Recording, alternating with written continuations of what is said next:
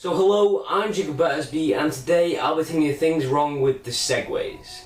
You may have heard of these things. They're by a few companies out there. You've got IO Hawk, lots of Chinese companies, so let's get to it. So number one is the battery. Now when you're on these Segways, it'll flash green for a bit when you're hitting low battery, and then it'll make a load of noises with a red light saying that it is going to die. Now, saying that isn't very good. You know, when you're charging it, if you turn it on, it will go an amber colour.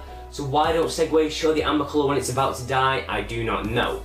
Also, the red little flashing indicator doesn't really show how long is actually left on the battery. So why it does that, I have no idea why. Number two is the weight. Now I hate picking up this Segway as it is really heavy and I just don't like the idea of having to carry it about a mile when the battery dies. Now, if the battery told me how long was left, I would know when to get off it and carry it for a bit.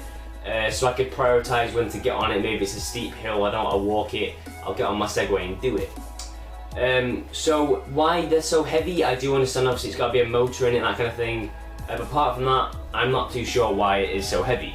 Number three is when it vibrates, when you get on it on the wrong foot. Maybe you're holding it in the wrong position or something.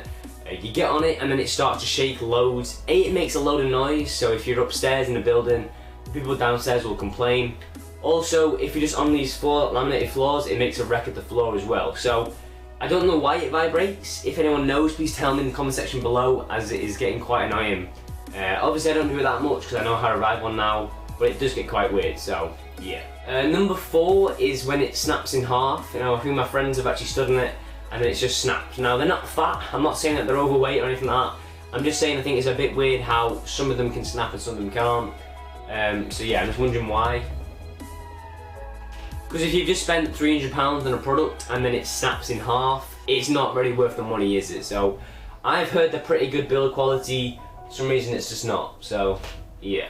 The final thing isn't such a big deal, it's just the lights on them aren't actually that bright. Now I thought they'd be pretty bright like headlights on a car, but it turns out they're only about, there's not much point in having them. You know, other cars can see them coming from a distance, but it doesn't really help tell them what it is. Also, it makes me kind of a risk because I don't know what's coming at me, so it is quite a weird thing to think about. It's just I don't like the lights being that bright. Obviously, the lights do drain the battery quite a bit, so I'm quite grateful that they aren't like taking up loads of space.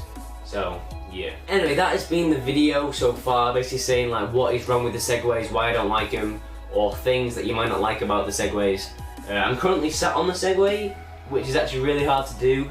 I'm trying to like control it whilst on it, which is quite difficult. So yeah, thanks for watching this video and I'll see you in the next one. Bye.